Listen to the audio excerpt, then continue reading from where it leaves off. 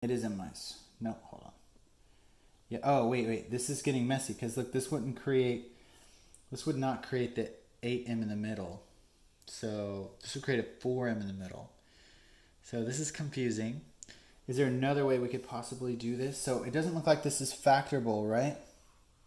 Is there any other way we could factor this? 4 and 1 doesn't create 8 in the middle. 2 and 2 does not create 8 in the middle. So I think they want you to use the quadratic formula here, right? They must, because it's unfactorable. Let's double check I did this right. M squared minus 8 plus 4. Yeah, so I think they want you to use quadratic formula. So what would the quadratic formula be? You'd have to actually recall that. So that's x equals minus b, which is 8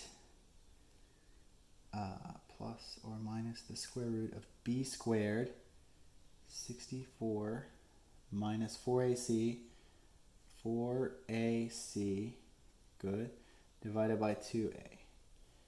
All right, let's keep going. 8 plus or minus 64 minus 16. What does that come out to? 50 divided by 2. So let's keep going. I've run out of space, but this is it basically.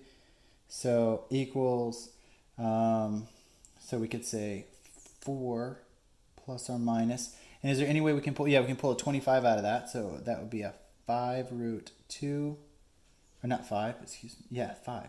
25, 5. Yeah, 5 root 2 divided by 2. Cool.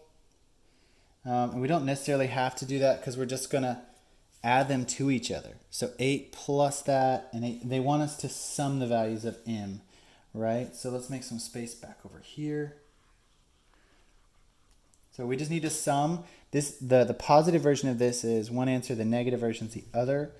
So let's see what we get if we sum these. So you would get 4 plus 4 is 8. We get 8 right off the bat. Let me switch again.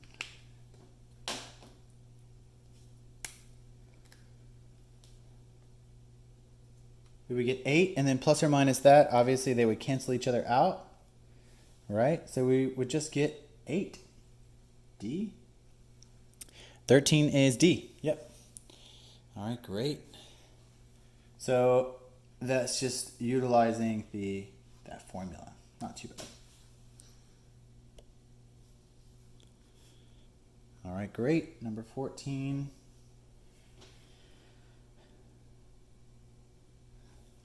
All right, radioactive substance decay at annual rate of 13%. We've done these, so make sure that if you're someone who's watching all these problems, we've done these in all of our classes, so don't feel intimidated by this.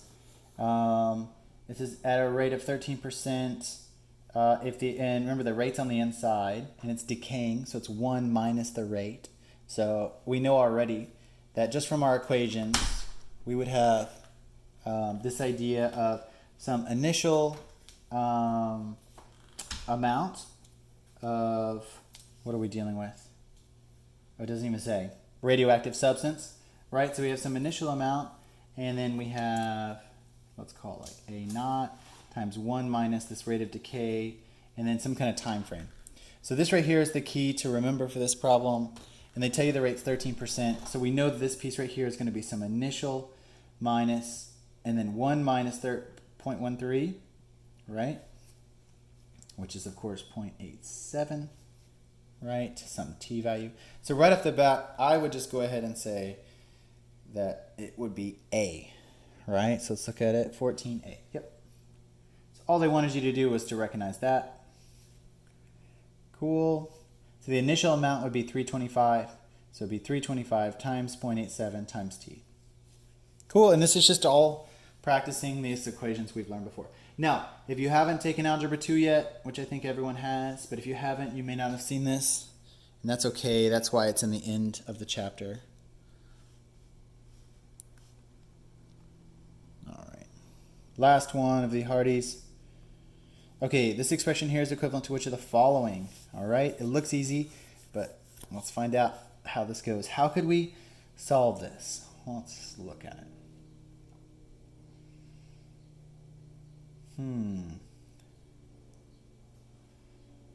So I guess you could break this up into two pieces. I think that's what they want you to do. So they say like 5x over x plus 3 minus 2 over x plus 3. So that would be the first thing you could possibly do. Right? So we do have some things that have this answer. So let's see. So it looks like this one right here has it. Something similar. But I don't know how you get 5 on that left-hand side. This is a really bizarre question. Let's see. Oh, I know what's going on here. This is synthetic division. Okay, great. So again, if you've taken pre-cal or algebra 2, this is your problem. If you haven't, you can just fast forward through this bit.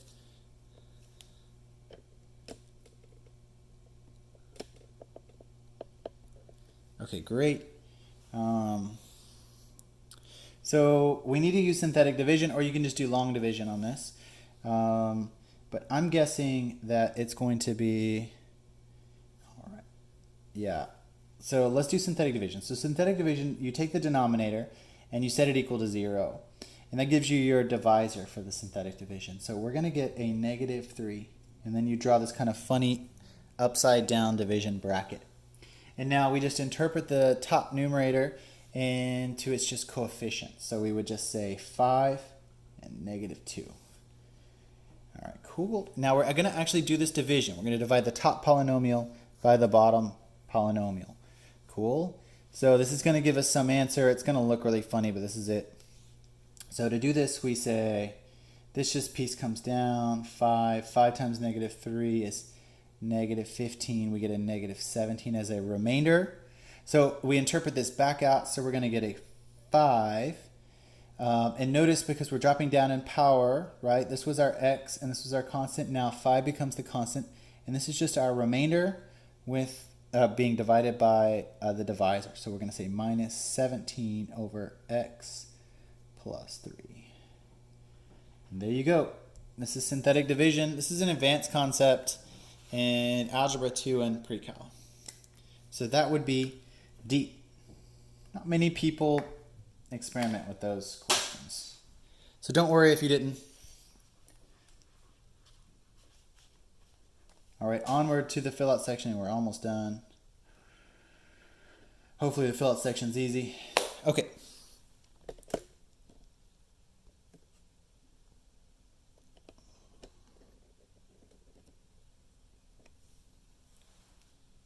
Let's take a look at this. The sales manager of a company awarded a total of $3,000 in bonuses to the most productive salespeople. The bonuses were awarded in the amounts of $250 or $750.